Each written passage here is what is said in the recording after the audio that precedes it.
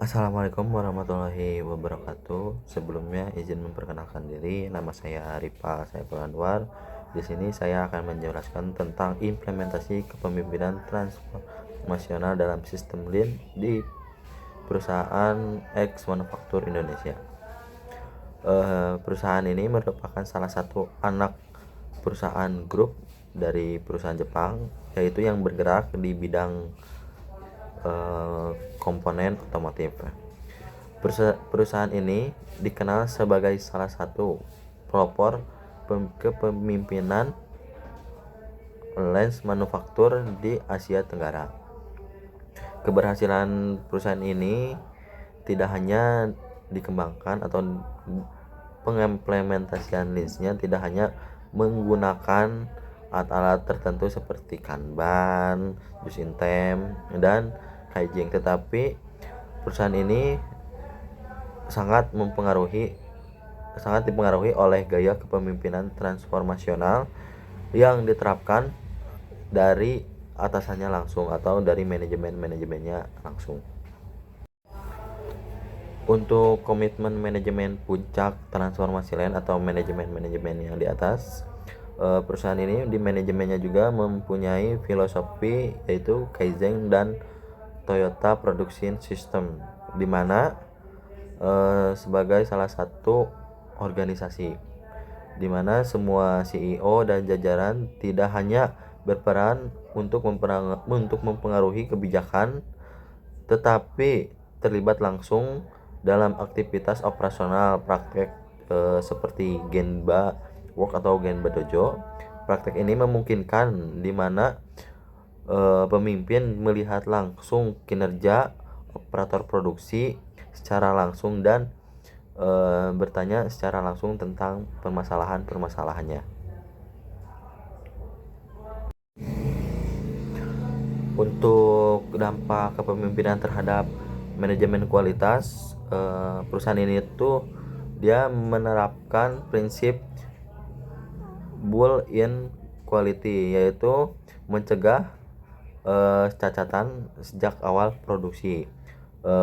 Untuk tindak lakunya yaitu yang pertama, undo system, di mana operator berwenang untuk menghentikan produksi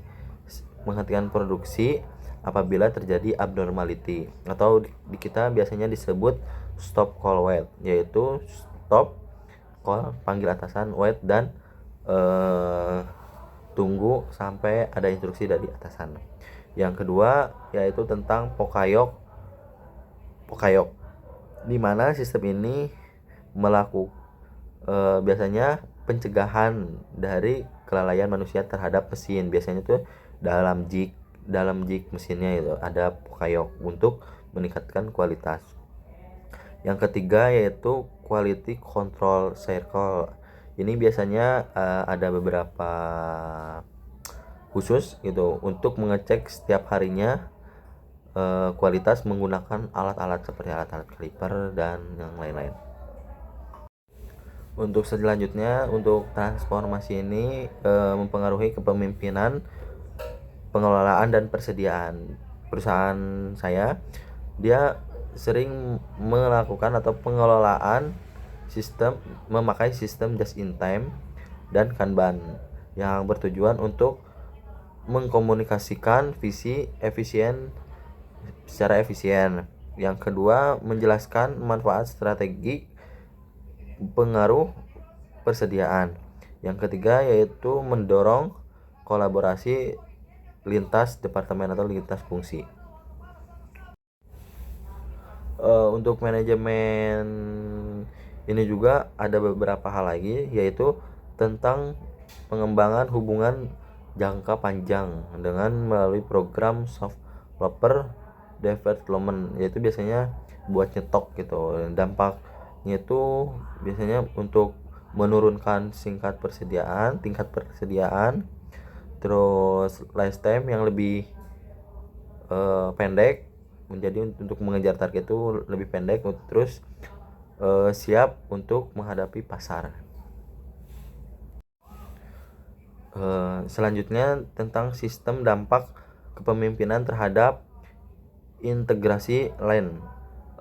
Sebenarnya ada beberapa hal, yaitu tingkat cacat produk yang rendah, terus efisiensi biaya produksi, terus kecepatan respon untuk terhadap permintaan pasar, ya. Kurang lebih sama yang di atas. Untuk studi kasus ini menegaskan bahwa kepemimpinan transformasional merupakan fondasi strategi dan keberhasilan implementasi Lean manufaktur yang berkelanjutan. Dan Lean juga tidak dapat dipahami semata-mata sebagai seperangkat alat teknis untuk memanage gitu ya, melainkan sebagai filosofi manajemen yang menuntut perubahan biaya organisasi penyeluruhan dalam konteks ini. Dalam kejadian yang tadi saya bicarakan,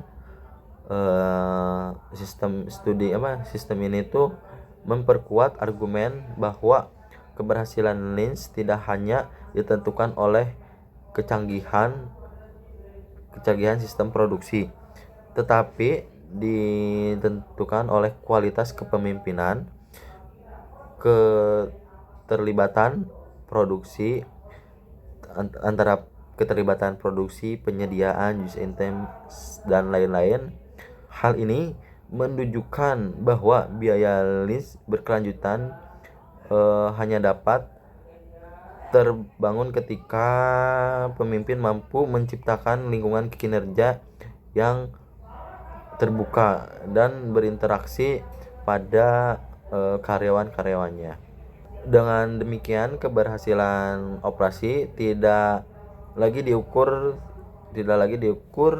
semata dari efisiensi biaya, tetapi juga dari kemampuan organisasi dalam membangun budaya yang kinerjanya yang skeptis, infratif, dan berkelanjutan.